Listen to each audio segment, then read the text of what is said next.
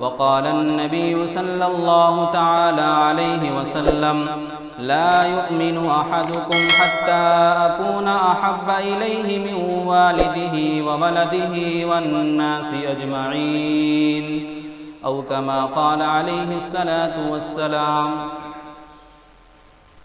حضور آئے تو سر آفری نش پا گئی دنیا، حضور آئے تو سر آفری نش پا گئی دنیا، اندھیروں سے نکل کر روشنی میں آ گئی دنیا، سوتے چہروں کا زنگ اترا بجھے چہروں پہ نور آیا، حضور آئے تو انسانوں کو جینے کا شعور آیا۔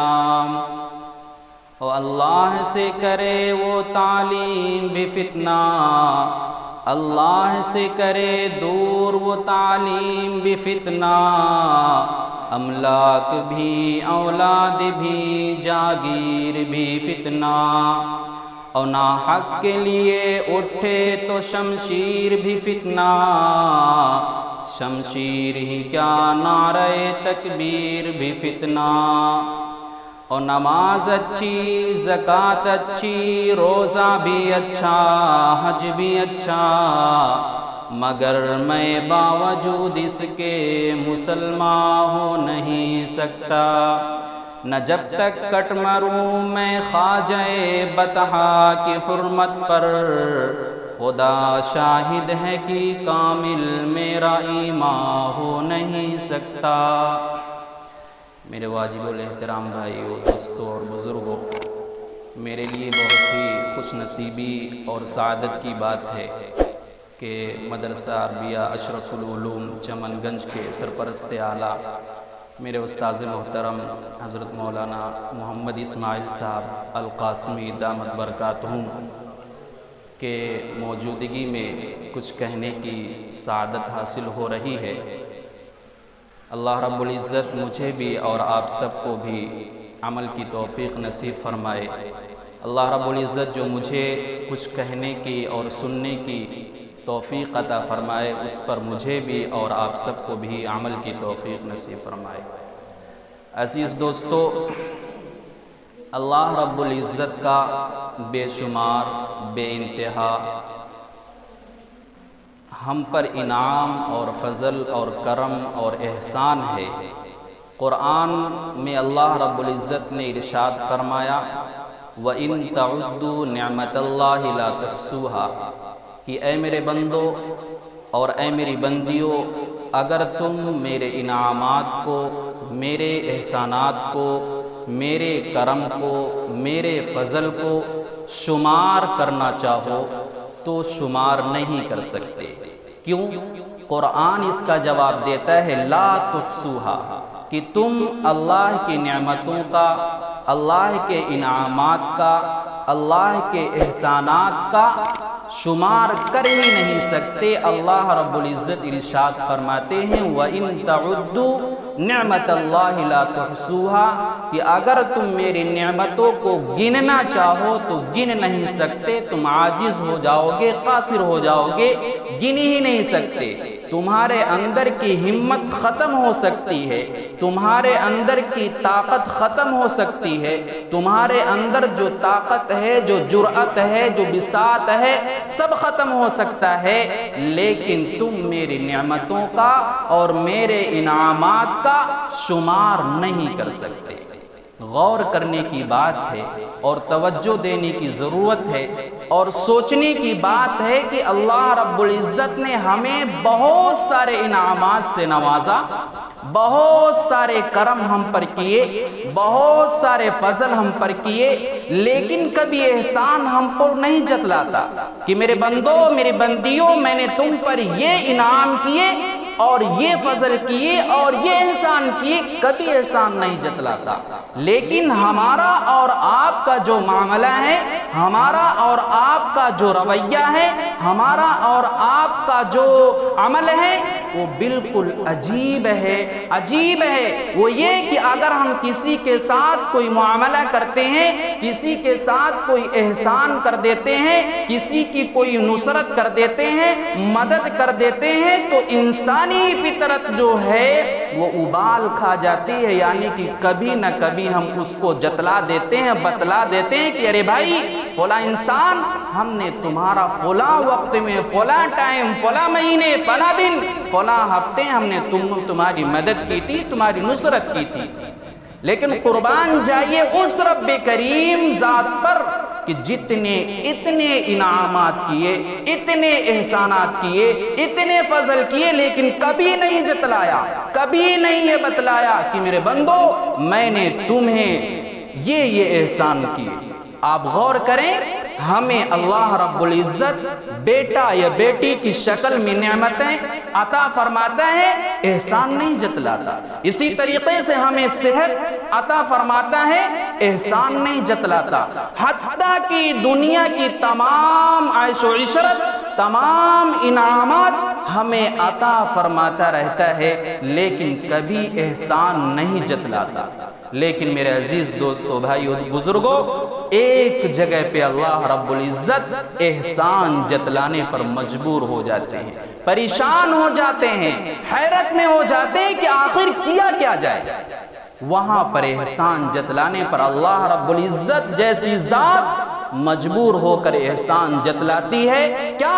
قرآن میں ارشاد ہوتا ہے، لَقَدْ مَنَّ اللَّهُ عَلَى الْمُؤْمِنِينَ إِذْ بَعَثَ فِيهِمْ رَسُولًا مِّنْ أَنفُسِهِمْ يَتْلُو عَلَيْهِمْ آيَاتِهِ وَيُزَكِّيهِمْ وَيُعَلِّمُهُمُ الْكِتَابَ وَالْحِكْمَةَ وَإِنْ كَانُوا مِنْ قَبْلُ لَفِي ضَلَالٍ مُّبِينٍ، کہ اے میرے بندو، اے میری بندیوں، ہم نے تم پر ایک بہت بڑا احسان کیا، ایک عظیم احسان کیا، ایک بے مثال احسان کر دیا۔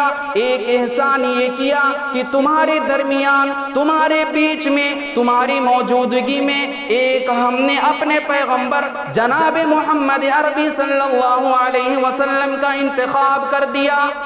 یہ احسان اللہ رب العزت جتلانے پر مجبور ہو جاتے ہیں کہ میرے بھائیوں، میرے بندوں، میرے بندیوں، ہم نے تمہارے درمیان اپنے پیارے محبوب، اپنے لاڈلے، اپنے حبیب کا انتخاب کر کے احسان کر دیا۔ میرا ایمان، میرا عقیدہ اس بات پر ہے کہ اگر نبی آخر الزماں کا انتخاب ہمارے لیے نہ ہوتا تو ہم کیسے ہوتے؟ واللہ اعلم۔ ہم کہاں کے ہوتے؟ کچھ نہیں پتا۔ ہماری زندگیاں کیسی ہوتی؟ کچھ نہیں پتا۔ لیکن قربان جاؤ جناب محمد عربی صلی اللہ علیہ وسلم پر کہ اللہ رب العزت نے محمد عربی صلی اللہ علیہ وسلم کا انتخاب کر کے ہم پر احسان کر دیا، اور نبی پاک علیہ الصلوۃ والسلام ہمارے موجودگی میں، ہمارے بیچ میں تشریف لا کر ہمیں صحیح اور غلط کا فرق بتلایا۔ یہ بتلایا کہ میرے بھائیوں، میرے دوستو، یہ صحیح ہے، یہ غلط ہے، یہ حرام ہے، یہ ناجائز ہے، یہ درست ہے، یہ درست نہیں ہے۔ یہ نبی پاک علیہ الصلوۃ والسلام کی ذات ہے جو ہمیں بتلا رہی ہے۔ ہمیں سیرت کی کتابوں کو پڑھنے کی ضرورت ہے، اس کا مطالعہ کرنے کی ضرورت ہے، اس میں غوطہ لگانے کی ضرورت ہے۔ لیکن ہم اور آپ دنیا کی زندگی میں اس طرح مگن ہو گئے، دنیا کی زندگی میں اس طرح مست ہو گئے، دنیا کی زندگی میں اس طرح پھنس گئے کہ ہمیں پتہ ہی نہیں ہے کہ مذہب اسلام کیا ہے، ہمیں پتہ ہی نہیں ہے کہ اسلام کیا ہے، ہمیں پتہ ہی نہیں ہے کہ محمد عربی صلی اللہ علیہ وسلم کا لایا ہوا دین کیا ہے، ہمیں پتہ ہی نہیں ہے کہ محمد عربی صلی اللہ علیہ وسلم کا اخلاق کیا ہے، ہمیں پتہ ہی نہیں ہے کہ نبی پاک علیہ الصلوۃ والسلام نے ہمیں زندگی گزارنے کا کیا طریقہ بتلایا، نہیں پتہ ہمیں۔ لیکن قربان جاؤ، ہمارے نبی پاک علیہ الصلوۃ والسلام نے ارشاد کیا فرمایا؟ منتخب احادیث کی ایک کتاب ہے، حضرت مولانا محمد یوسف صاحب رحمۃ اللہ علیہ نے لکھا ہے، اس میں ایک حدیث نقل فرماتے ہیں، مسند احمد کی حدیث۔ کیا فرماتے ہیں حضور صلی اللہ علیہ وسلم؟ کہ میں اپنے بھائیوں کو دیکھنا چاہتا ہوں، میں اپنے بھائیوں کو دیکھنا چاہتا ہوں، ملاقات کرنا چاہتا ہوں، ملنا چاہتا ہوں۔ تو صحابہ کرام کا ہجوم بیٹھا ہوا تھا، مجمع بیٹھا ہوا تھا۔ صحابہ کرام نے عرض کیا، اے محبوب کبریا، اے جناب محمد عربی، اے فخر موجودات، اور اے نوع انسانی، اے سرور کائنات، ہم آپ کے بھائی نہیں ہیں؟ تو نبی پاک علیہ الصلوۃ والسلام کی زبان سے بے ساختہ نکلا، میرے عزیزو، اگر یہ میری بات میری ماں اور بہنوں تک پہنچ رہی ہو تو وہ بھی غور سے سنیں اور عمل کرنے کی کوشش کریں، اور یہ سوچیں کہ ہمارا مقام کیا ہے، ہمارا مرتبہ کیا ہے، ہمارا عروج کیا ہے، ہماری بلندی کیا ہے۔ سوچنے کی ضرورت ہے، فکر کرنے کی ضرورت ہے۔ حضور پاک علیہ الصلوۃ والسلام ارشاد فرماتے ہیں کہ اے میرے صحابہ، میں اپنے بھائیوں کو دیکھنا چاہتا ہوں۔ تو صحابہ کرام نے عرض کیا کہ اللہ کے رسول صلی اللہ علیہ وسلم، ہم آپ کے بھائی نہیں ہیں؟ صحابہ کرام سے حضور پاک علیہ الصلوۃ والسلام نے کہا کہ نہیں، تم تو میرے صرف ایک صحابہ ہو، تم تو میرے صرف ایک صحابہ کی جماعت ہو، لیکن میرے بھائی وہ ہوں گے جو مجھ کو بغیر دیکھے، مجھ کو بن دیکھے مجھ پر ایمان لائیں گے، میرے وہ بھائی ہوں گے۔ تو اب یہاں فکر کرنے کی ضرورت ہے، غور کرنے کی ضرورت ہے کہ حضور پاک علیہ الصلوۃ والسلام نے ہمیں تو اپنا بھائی بنایا، ہمیں تو اپنا بھائی مانا، لیکن ہم اور آپ کیا ہیں؟ حضور کے طریقے کو پامال کرتے ہیں، حضور کے عمل کو اپنی زندگی میں اتارنے کی کوشش نہیں کرتے ہیں، حضور کے اخلاق کو اپنا اخلاق بنانے کی کوشش نہیں کرتے ہیں۔ پوری کائنات، پوری زندگی میں حضور پاک علیہ الصلوۃ والسلام کا کوئی بھی ایسا لہجہ نہیں ہے جس سے سامنے والے کو تکلیف پہنچی ہو، جس سے سامنے والے کو دشواری ہوئی ہو، ایسا کوئی عمل حضور کا نہیں ہے۔ لیکن ہمارا اور آپ کا کیا معاملہ ہے؟ غور کرنے کی ضرورت ہے اور اپنا جائزہ لینے کی ضرورت ہے کہ 24 گھنٹے میں ہم اپنی زندگیاں کیسے گزارتے ہیں۔ ایک ادنا سا طالب علم ہونے کی حیثیت سے اور اس مدرسے کا خادم ہونے کی حیثیت سے میں دھڑلے سے یہ بات اور جرأت سے اور بغیر کوئی خوف و خطر سے یہ بات میں عرض کرتا ہوں کہ ہمیں اپنی زندگی کے بارے میں فکر کرنے کی ضرورت ہے۔ حضور پاک علیہ الصلوۃ والسلام کی زندگی کو اپنی زندگی اپنانے کی ضرورت ہے۔ حضور پاک علیہ الصلوۃ والسلام نے کہا کہ اگر تم میری اتباع کرو گے، اگر تم میرے بتائے ہوئے طریقے پر چلو گے تو تمہیں کامیابی ہے، کیونکہ قرآن کہتا ہے لَقَدْ كَانَ لَكُمْ فِي رَسُولِ اللَّهِ أُسْوَةٌ حَسَنَةٌ۔ اے بندو، اے مومنو، اگر تم کسی کو آئیڈیل بنانا چاہتے ہو، اگر تم کسی کو نمونہ بنانا چاہتے ہو، اگر تم کسی کو رہنما بنانا چاہتے ہو، اگر تم کسی کو پیشوا بنانا چاہتے ہو تو وہ صرف جناب محمد عربی صلی اللہ علیہ وسلم کی ذات اقدس ہے۔ آج ہمارا معاملہ کیا ہے؟ ہم نبی پاک علیہ الصلوۃ والسلام کے طریقے کو چھوڑ کر غیروں کا طریقہ اختیار کرتے ہیں۔ ہماری نسلیں کہاں کو جا رہی ہیں؟ کسی کو کوئی فکر نہیں۔ ہر انسان اپنے میں مگن ہے، ہر انسان اپنی دنیا کی زندگی میں مست ہے۔ حالانکہ قرآن میں پاک میں ارشاد ہے یا ایھا الذین آمنوا قوا انفسکم واہلیکم نارا، اے ایمان والو خود کو بچاؤ اور جہنم کی آگ سے اپنے اہل و عیال کو بھی بچاؤ۔ آج دیکھا کیا جاتا ہے؟ باپ ماشاءاللہ بڑا نمازی، بڑا تہجد گزار، بڑا روزہ دار، بڑا دیندار، لیکن جب اس کے خاندان میں نظر ڈالا جائے، ان کے بیٹوں پر نظر ڈالا جائے، ان کے گھر کی زندگیوں میں نظر ڈالا جائے تو سب اپوزٹ، سارا معاملہ الٹا نظر آتا ہے۔ خود تو نماز پڑھتا ہے، خود تو روزہ رکھتا ہے، خود تو زکوٰۃ دیتا ہے، خود تو تہجد پڑھتا ہے، لیکن اس کی جو ایک اولاد ہے، اس کے گھر کے جو معاملات ہیں وہ درست نہیں ہیں، وہ فکر نہیں کرتا۔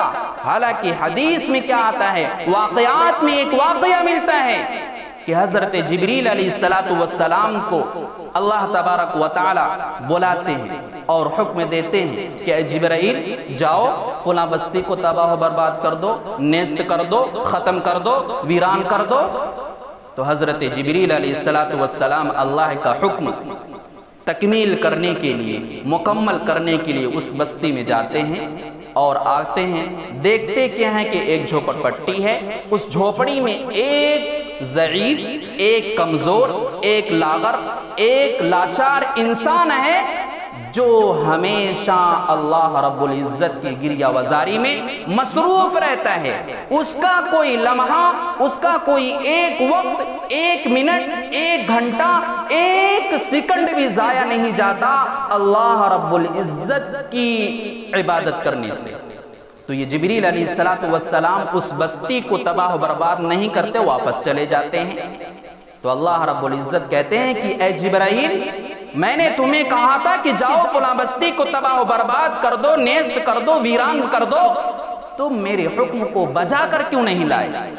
تو حضرت جبریل علیہ السلام عرض کرتے ہیں کہ بار الہ، میں تو گیا تھا آپ کے حکم کی تکمیل ہی کرنے، میں تو گیا تھا آپ کے حکم کو مکمل کرنے، لیکن جب میں اس بستی میں داخل ہوا، اس بستی میں انٹر کیا، تو دیکھتا کیا ہوں کہ ایک جھوپڑ پٹی ہے اور اس جھوپڑی میں ایک انسان بیٹھا ہوا ہے جو تمہاری، جو آپ کی عبادتوں سے ہمیشہ مصروف رہتا ہے، ہمیشہ اپنا وقت آپ کی عبادتوں میں لگا رکھا ہے۔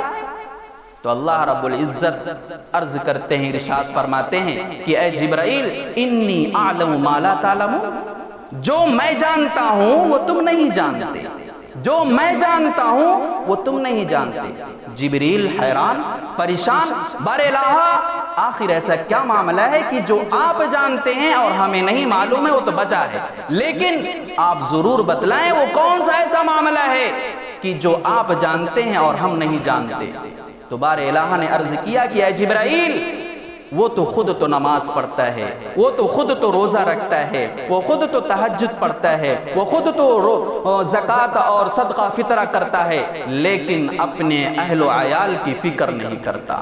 اس لیے میرا حکم ہے، اس لیے میرا آرڈر ہے کہ جاؤ اس بستی کو تباہ و برباد کر دو، اس بستی کو ویران کر دو۔ تو میرے عزیزو، اس واقعے سے یہ اندازہ لگاؤ، اس واقعے سے عبرت لو اور سبق لو کہ کہیں اگر ہمارے ساتھ ایسا معاملہ ہو جائے تو پھر کیا ہوگا۔ اس لیے ہمیں اپنے بھی فکر کرنی چاہیے اور اپنے اہل و عیال کی بھی فکر کرنی چاہیے۔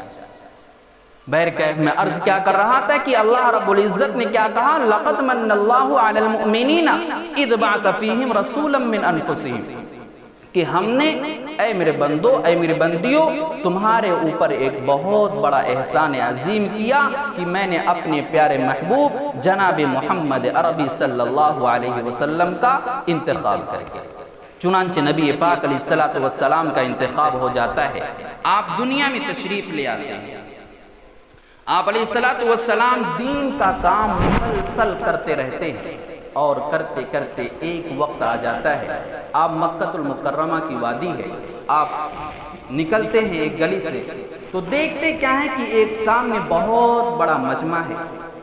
تو نبی پاک علیہ السلام کے دل میں یہ خواہش ہوتی ہے، آرزو ہوتی ہے، تمنا ہوتی ہے کہ جاؤں اور اللہ کا پیغام وہاں پر پہنچاؤں۔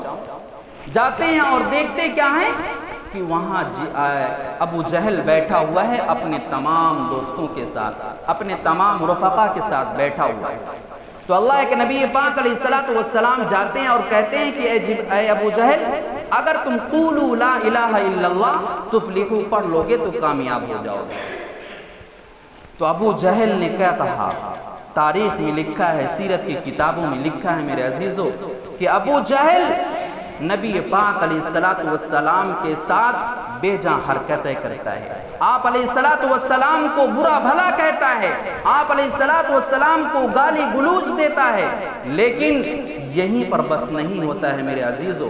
آپ علیہ السلام اس کے پاس پہنچتے ہیں اور کہتے ہیں کہ اے ابو جہل، قولوا لا الہ الا اللہ تفلحوا، اگر تم کلمہ پڑھ لو گے، اگر تم میرے بتائے ہوئے راستے پر آ جاؤ گے تو کامیاب ہو جاؤ گے، یقیناً اللہ کے راستے پہ کامیابی ہے۔ تو ابو جہل کیا کہتا ہے کہ اے محمد، میں تیرا کلمہ نہیں پڑھ سکتا، نہ پڑھے تو سمجھ میں آتا ہے، اس کے بعد آپ علیہ الصلوۃ والسلام کو مارتا بھی ہے، اور اتنا مارا کہ آپ علیہ الصلوۃ والسلام کے سر مبارک سے خون جاری ہو گیا۔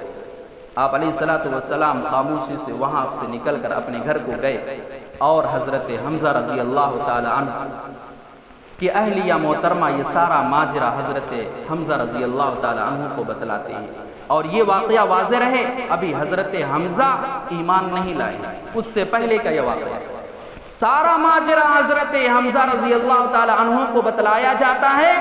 حضرت حمزہ رضی اللہ تعالی عنہ جوش میں آ جاتے ہیں، تیش میں آ جاتے ہیں، اور تلوار نکالتے ہیں اور چلے جاتے ہیں جہاں پر وہ ابو جہل اپنے تمام رفقا کے ساتھ بیٹھا ہوا ہے۔ جاتے ہیں اور کوئی کلام نہیں ہے، کوئی گفتگو نہیں ہے، کوئی تکلم نہیں ہے، کوئی بات چیت نہیں ہے، سیدھا تلوار سے وار کرتے ہیں اور اس کے بھی سر سے خون جاری ہو جاتا ہے ابو جہل کے۔ تو حضرت حمزہ رضی اللہ تعالی عنہ اپنے گھر کو پھر واپس لوٹتے ہیں اور کہتے ہیں کہ اے میرے بھتیجے، اے میرے لاڈلے، اے میرے محمد، میں نے تیرا بدلہ ابو جہل سے لے لیا۔ اب یہاں توجہ دینے کی ضرورت ہے میرے عزیز بھائیوں۔ حضرت حمزہ کہہ رہے ہیں کہ اے میرے بھتیجے، اے میرے بیٹے، میں نے تیرا بدلہ لے لیا ہے۔ تو اللہ کے نبی پاک علیہ الصلوۃ والسلام عرض کرتے ہیں کہ اے میرے چچا جان، آپ نے بدلہ کس طرح لیا ہے؟ تو حضرت حمزہ رضی اللہ تعالی عنہ کہتے ہیں کہ اے میرے بھتیجے، جس طرح تمہارے سر سے خون آ رہا ہے بالکل ٹھیک اس کے بھی سر سے خون آ رہا ہے۔